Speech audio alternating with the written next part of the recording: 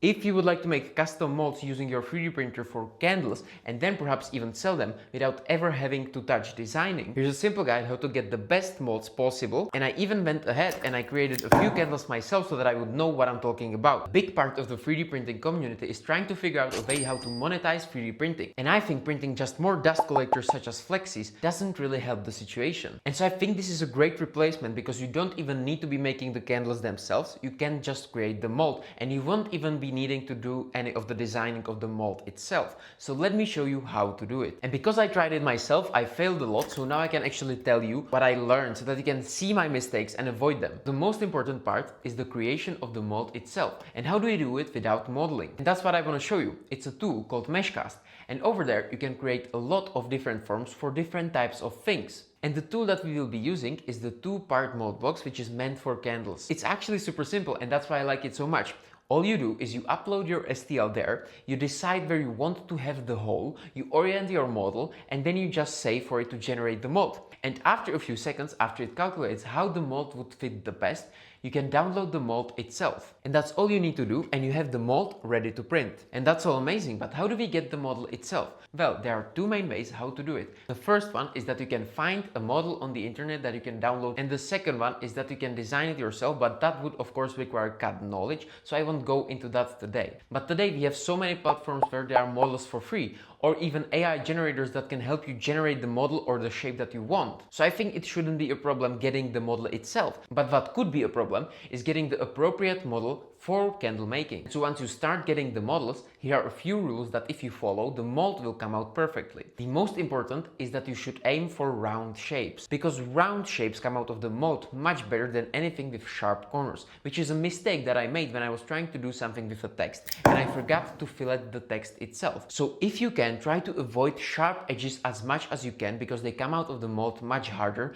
and they will usually stick in there. As you can see, that's exactly the reason that my letters didn't come out of the mold as they should. So if you use round shapes, I promise you that the mold will be 1,000 times better and it will be easier to use it. And the second mistake that I made, and you can learn from, is that you never want to have walls that will be in the way of pulling the model out of the mold itself, which is a mistake that I did when I was trying to do the anger character from inside out. And as you can see, a big part of the candle itself stayed in the mold. And so what I would recommend, and even gave me the best results for the candles themselves, is to keep it as simple as possible, because not only then you get a much better experience with using the mold, but even the candle itself looks a lot better. Try to aim for simple and round shapes and then you will be perfectly fine. Of course, if you have a bit more DIY experience, you will be probably able to do even harder shapes. Unfortunately, that wasn't me, so I'm just recommending what worked for me. Now, the candle making process is so easy that even a beginner like me was able to pull it off. And I was using this $7 candle making kit from Lidl. And that's basically it, but I have a few recommendations that even if you are selling it, you can recommend to the person using the mold to use it as well. I won't be going into the specifics of making the candles themselves in this video exactly. I'm going to be focusing more on the 3D printing side,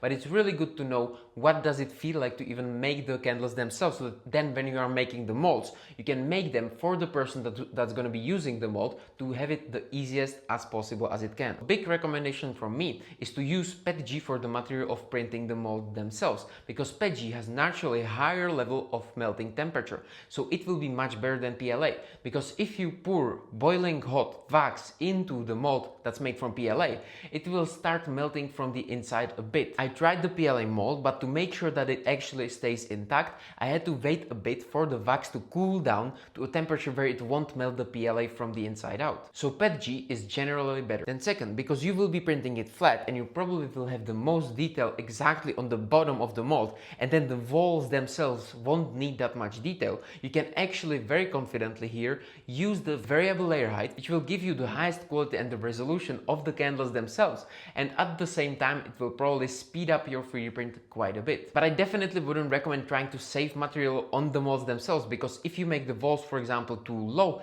the wax then could go through the walls and it wouldn't end well. And a tip that will really advance the candle making, that you can either give to somebody who you're selling the mold to, or even if you are doing the candles yourself, is to use some kind of aroma in the candles, because then when somebody lights them up, they will actually start lighting the whole room with that smell, which I think is an amazing upgrade because you automatically give the candle a bit higher value, and a lot of the people that are using the candles like to have them smell nice. And if you are purely aiming at selling the molds, I would highly recommend making a bundle where not only do you sell the mold, but you even sell the kit to make the candles themselves, because then the people who are buying it don't need to buy the candle making kit themselves. So if you aren't selling this to already people who know how to make candles and have all the gear needed, this is a really good advancement that you could then use to make the product even better. And this whole mold making process doesn't need to be applied just to candles, because Meshcast has a lot more tools to use. You can apply this with many more tools and then just start selling these molds, find the people that you want to sell it to, or even the product that you make with the molds,